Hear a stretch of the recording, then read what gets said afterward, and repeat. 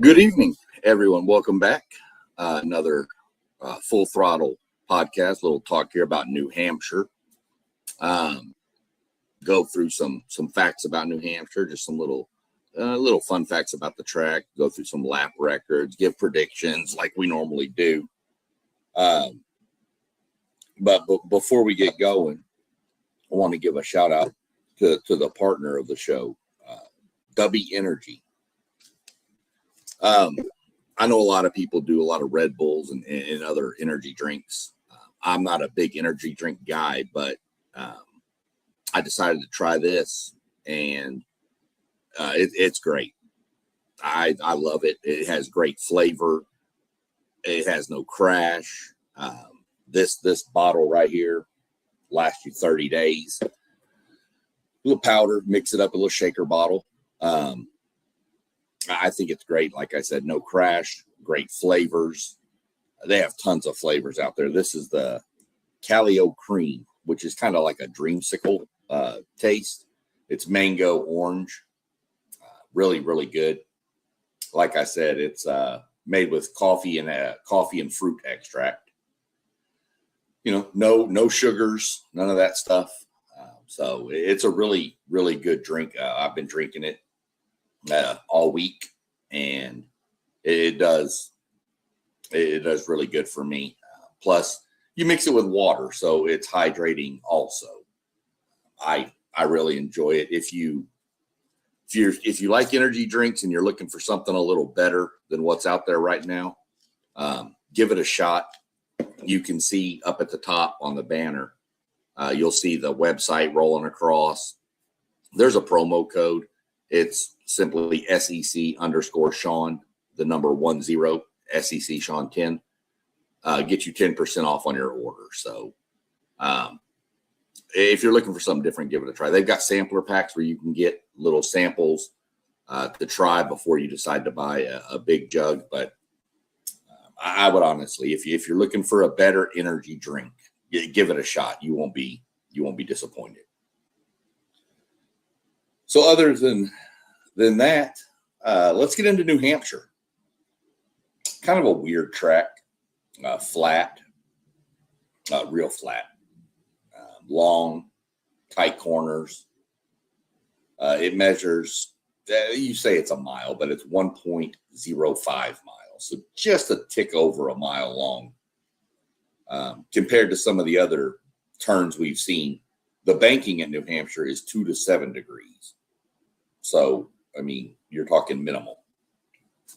And the straightaways are only 1. So pretty much 0. I like Victory Lane here. One of my favorite trophies. The winner typically gets a live lobster, like a huge lobster. It's pretty cool to see holding up a lobster. Some guys are scared of it, and it's funny to watch their reactions. Some love it. So, but it's a cool. Tracks have different things. You know, Martinsville with the grandfather clock. Bristol has a sword. You know, so a lobster is just something totally different, which I think is great. This race, I can remember back in 2000. One of the most memorable moments of NASCAR for me was Jeff Burton, now an analyst, son Harrison, races in the O'Reilly Auto Parts Series, but got the pole, took off, led every lap, led all 300 laps. Super crazy to see. We've seen dominant performances, guys leading 250 out of 280 or something.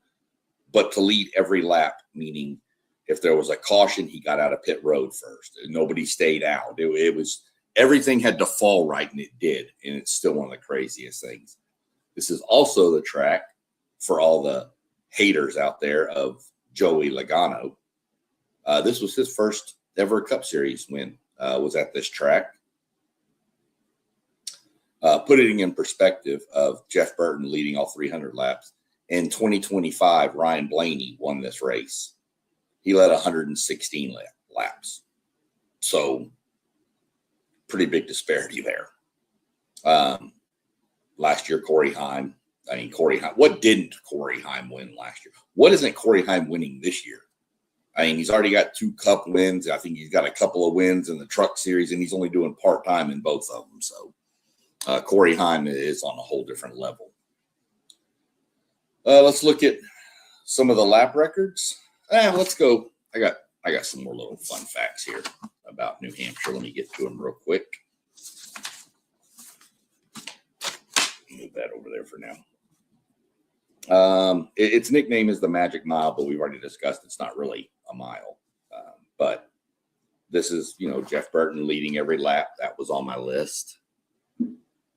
Let's see. This was a race, that 2000 race that Burton won. They actually used the restrictor plates that they used to put on the cars to slow them down. Because there was a couple of issues where the throttles got stuck and a couple of drivers were killed. Adam Petty, Kyle Petty's son, and Kenny Irwin Jr., both at the same track at New Hampshire. So they slowed the cars down that year a little bit. They said, let me see, when NASCAR race there won the day after Thanksgiving one year. The 2001 fall race was postponed following the September 11th attacks, and they finally held it on November 23rd as the season finale, where Robbie Gordon scored his first Cup Series victory. No relation to Jeff. The live lobster I mentioned, and it'll mention to you here too, some drivers are not comfortable holding this thing. And its pinchers are taped closed, so it's fine. When Logano won his race, he was the youngest Cup winner ever. He was 19 years and 1 month old. 19 years, 1 month, and 4 days old when he won the rain-shortened 2009 race. Numerous first-time winners have won here. Logano, Clint Boyer, Ryan Newman, Robbie Gordon, Joe Nemechek all earned their first victories here. The corners, I said, are almost flat. Straight 2 to 7 degrees banking. So if you notice, you've heard me talk about Bristol before. Bristol's corners are, 25, 30 degrees, 28 degrees. These are 2. So almost completely flat. The highest recorded speed that I can find on here was Andre Ribeiro, 177.436 miles per hour in an Indy car in a qualifying lap. He completed the whole circuit, 21.46 seconds.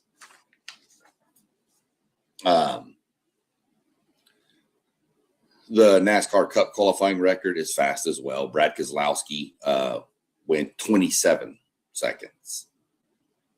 Jeff Burton won there 4 seasons in succession. He did the summer race in 97, 98, and 99, and then won in the fall in 2000. The race we've already talked about. 2021 ended early because of darkness, no lights there. Rain created chaos early, and the race eventually resumed. Shortened. Eric Almirola got the surprise victory there. Let's see, anything else exciting? Not really much. Lot of stuff from the other. Typical stuff with the track position. Track position is a lot more important than speed here. And you're going to see some pushing. You're going to see some people getting tired of people being in the way, and they're going to root them out of the way and go on by. You'll see some of that this weekend for sure. So looking at some of the lap records, I mentioned the qualifying lap, Brad Keselowski. In the trucks, it's Austin Dillon. He went a lap in 28.57 seconds. So those are your track records. I didn't do a Riley series because they're not racing this weekend. Going and looking at previous winners, the all-time winners here. We'll go through the top 10, which is Jeff Burton, Kevin Harvick are tied at the top at 4. There's Denny Hamlin with 3, Jimmy Johnson, Kurt Busch, Ryan Newman, Tony Stewart, Brad Keselowski, Christopher Bell, Clint Boyer, Joey Logano, and Matt Kenseth are your top 10 there. As far as active drivers, let me find that page real quick. Where'd it go? I have too many pages here, apparently. There we go. So the active winners, obviously I mentioned Denny Hamlin has 3 of them. 2007, 2012, 2017. Keselowski has 2, 14 and 20. Bell has 2, 22 and 24. That's significant when we get into predictions. Joey Logano, 2009, which we mentioned, and 14. And then, of course, Ryan Blaney got the 1 in 2025. Christopher Bell doesn't have a lot of starts here, just a handful, but he's got 2 wins. He's really good at this track. Just something to keep an eye on. Well, when you look at Christopher Bell and his ability to run well here. So that's kind of what we're looking at. We got the previous winners and the active winners going there. We'll look at the trucks, break down the truck weekend. Now, truck has already done qualifying and practice. They did that today. So I'll go ahead and give you your starting lineup. Well, my predictor for the poll was going to be Christopher Bell because of how well he runs here, but that didn't work out. Lane Riggs took the top spot. Caden Honeycutt is starting second. Giovanni Ruggiero, really good, was third. Connor Zilic, fourth. Tristan McGee, fifth. Daniel Hemrick, sixth. Gavin Boschel, 7. Grant Enfinger, 8. Jake Garcia, 9. Ben Rhodes, 10th. Other names of note: Chandler Smith qualified 12th. Stuart Friesen in a battle for the last chase spot is 13th. Ty Majeski, 16th. Christopher Bell, 17th, which is pretty low. John Hunter Nemechek, 23rd. Some of these Cup guys dropping down to race in this too to get some more experience. So I would have missed the poll. I would have seriously gone with my pick was Christopher Bell, just due to how he's run, but that didn't happen. Drivers to watch: Caden Honeycutt. Watch that guy. They were on a short track last week. He led 225 at 250 and got the win. So watch him. I mentioned Christopher Bell. Chandler Smith is another one. He's always good. Second here last season. Lane Riggs, pole sitter, finished third last year. So we'll watch him. We'll get into this. There's another one, but it's going to take some strategy, I think, for him to get up there. But I'll put him in my sleeper category. The winner of the race, man, I love Christopher Bell here. But knowing where Riggs is starting from and where Honeycutt is starting from and where Bell is starting from, I'm going to go Riggs. I'm going to go Lane Riggs for the win. I'm going to go Lane Riggs, followed by Honeycutt. And then I'm going to throw Christopher Bell in third. I think he moves up from 17th to third. Wouldn't be surprised if he leads some laps, but I just think he's going to have a little bit too much coming from that far back, unless cautions and everything fall right. But I'll go Riggs, Honeycutt, Bell. The sleepers I was mentioning, Grant Enfinger. If the cautions and everything falls right, I think Grant Enfinger can steal this win. He's just a good veteran who knows how to stay out of trouble. So watch Grant Enfinger. I'd say Connor Zilic, but I don't like to use the drop down guys coming from the upper series to the truck series very much. But watch Giovanni Ruggiero, where he's starting. Starting third's really good. Keep an eye on him. He could be somebody to watch that could get in there and mess it all up. So that's where I'd go with that. We can jump over to the Cup Series next. The Truck Series race, by the way, is the last race before the Chase. So we want to get that. After this weekend, the Chase field will be set for the trucks. This is the second to last race for the Cup Series. They have this race, and then next weekend we're at Daytona. But a lot of movement could happen today or this weekend in the Truck Series, or the Cup Series and the Truck Series. But there could be a lot of movement. If the people right above the cut line struggle and those guys below them don't, it's going to shrink it, and then Daytona is going to be even more wild than it's going to be already. So that's what you want to watch this race. Obviously, you want to watch who's winning, your drivers, things like that. But you want to watch that cut line, and it's going to be talked about a lot. It'll be on the screen.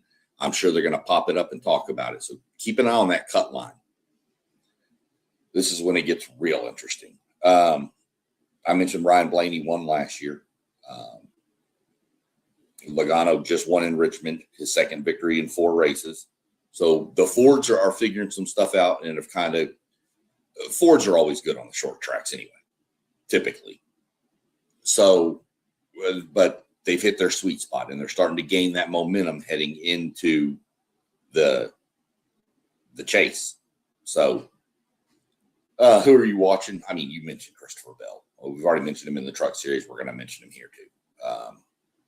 2 of the 4 races between 22 and 24.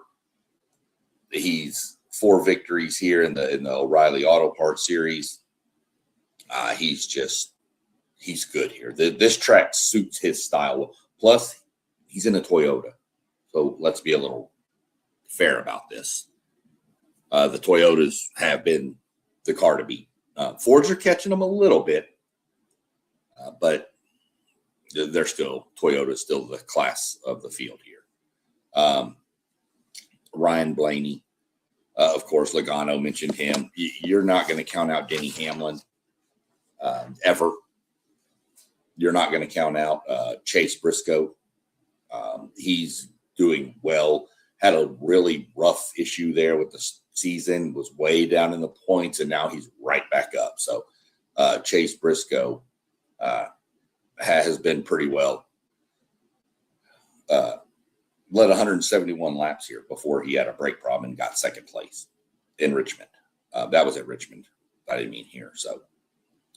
And then we have a sleeper, another driver to watch, but I'm going to throw him in the sleeper mix because of what he's done here in the past and what he's done in the past 3 weeks. So we'll throw him as my sleeper. I'm probably going to put him in the top 5, but we'll get to that in a second. Pole winner, the Fords have been fast when they've unloaded right. If Ford unloads right, give me Blaney for the pole. If Ford unloads right, I'm going to go Blaney for the pole. Even if they don't, I think they'll get it right. I think they know what they're doing on these tracks. So we'll go Blaney for the pole. Race winner, man, I don't know how you go against Christopher Bell at this track, and I'm not going to. I'm going to take Christopher Bell to win. I am going to have a stable of Fords right behind him. I'm going to go Bell. I'm going to go Bell, Logano, Blaney, Berry. Yeah, that's the order we're going. Bell, Logano, Blaney, Berry. And then 5th,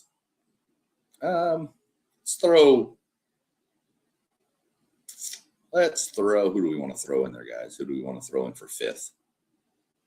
Let's throw a Chevy in there. How about William Byron? He needs a good run to get some momentum back for that team. So we'll throw William Byron in there. So we're going Toyota with Bell, Ford, Logano, Blaney, Berry, and then Byron for 5th. Josh Berry's one I'm watching here. Finished 2nd last year to Blaney. He's good. He's on a heater right now. Momentum's huge in every sport. Josh Berry has it. 4 top 10s, or 3 top 10s, Indianapolis, Richmond, and I know I'm Iowa, I think, was the other one. But 3 top 10s for a team that he's not returning to next year. Been well documented, talked about that. Momentum, huge for that team. Great at the short tracks, knows how to take care of his tires, knows how to take care of his brakes, knows how to. So I'm going to be, for sure, he's going to be there. With the finishes he's had, he gets a better qualifying position. So we'll see how it plays out for him. But I'm definitely looking at Berry as somebody that could sneak in and get the win. I picked him to win last week at Richmond. Would like to do it this week, but I'm not. I think Bell has got this place figured out, so we're going to go with that. But I will give Berry his 4th top 10 in a row, which is really good. Ryan Preece, watch him. This is his kind of home track from up there in the North New England area. He needs a great run. He needs a great run, and he needs either Van Gisbergen, Cindric, or Wallace, or all 3, to have a terrible run. I prefer it not be Cindric because that's another one of the Penske Fords. But I'll go with Preece's one to watch. Keselowski. I don't think Keselowski has a shot at the chase. It would take almost a miracle. But I guess, the old adage, you're saying there's a chance. There is, but it's minuscule. So watch Keselowski, though. He has won here before, but I think he's kind of relegated to understand that he's not going to make it. Now it's just about what can he do, not necessarily to manipulate the race to help Ryan Preece, who is his driver for the team he owns, but what can you do to help Ryan Preece? So, and Briscoe, he's good. He's really good. He's gotten a lot better. So I think you're going to see the Fords do what the Fords have done and kind of lead a lot of laps. I think towards the end, you're going to see strategy or fuel mileage or something rear its head. And I think that's where Christopher Bell's going to shine. I think he's going to make the right call at the right time for his team, his crew chief. And I think that's going to pay off. He's going to get the lead. He's going to take 2 tires when others take 4 or something. And he's going to get the track position and he's going to hold on. We'll see how it plays out. Richmond is a fun race. Like I said, a little beating and banging. This is another one I wish was a Saturday night. I love the short tracks on a Saturday under the lights, but there is no lights, so can't really do that. But it's at 3:30 on USA. So we'll definitely tune in, watch that, watch the cut line. Like I said, that's going to tell you what you need to know. The cut line after this race will tell you everything you need to know heading to Daytona. Whether there's all kinds of stuff on the line at Daytona or we're pretty much set. I fully expect we have 7 drivers locked in out of 16. I fully expect we're going to have at least 10 locked in after this. Maybe even 12, based on how everything falls out and who finishes where. So we'll keep an eye on it. We're definitely going to review it come next week. And we're going to have a lot to talk about on next week's preview for Daytona when you get into we'll know exactly what we're needing. You have the O'Reilly series will be back in Daytona, so we'll have their chase and their cut line to go through. We obviously will have the Cup series. The trucks, like I said, will be set. They don't race that weekend, so they're off. So definitely a lot to watch for. If you're new to the sport, go check out my NASCAR for Beginners series. If you are just now really getting in and before you can go do that, if you've got questions, drop them here, drop them on the replay. If you watch this on replay, and I'll answer them for you. You want to know what's the chase, how's it work, all this stuff. We're going to talk about the points reset next, probably after Daytona, because we'll have the full field set. But we'll talk about the reset of points. You've got questions on what is clean air, what is dirty air, what is two tires, what is the difference? Ask them. When I first started watching the sport, I didn't know everything about it. I've just learned over years what's what, what's how, who's what, who's where, how do I pick a driver? I mean, I can't tell you who to pick for a driver, but I can give you ideas on how I picked mine, back in the day. So any question you got, ask away, and I'll get it answered for you, and we'll get it, all locked up. So other than that, I'm going to jump off here. Let me do this real quick for everybody. Take this banner down up at the top real quick. Let me throw this other one up. This is all the channels scrolling up top. You'll see are the WTP Sports family that we all have our own little channels on YouTube. We all do our own stuff. I do a lot of this.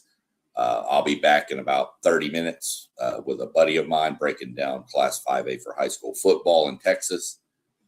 So, jump in, join in the comments, let us know, follow all these channels up top. Go hit like and subscribe on this for me. Helps me out. It just helps me, get a little more notifications going and things. And I'm here to help y'all learn. If you don't know about the sport and you're interested in it, there's tons of stuff to learn out there about, free tickets, free merchandise, all kinds of stuff we can get into. So again, shout out W Energy, link scrolling across up at the top. Go give them a shot if you're looking for a better energy drink. Other than that, I'm going to jump off and go get prepped for the next show. I will catch y'all probably Monday with a recap of this, and we'll see where we sit come Monday. Have a good weekend, everyone.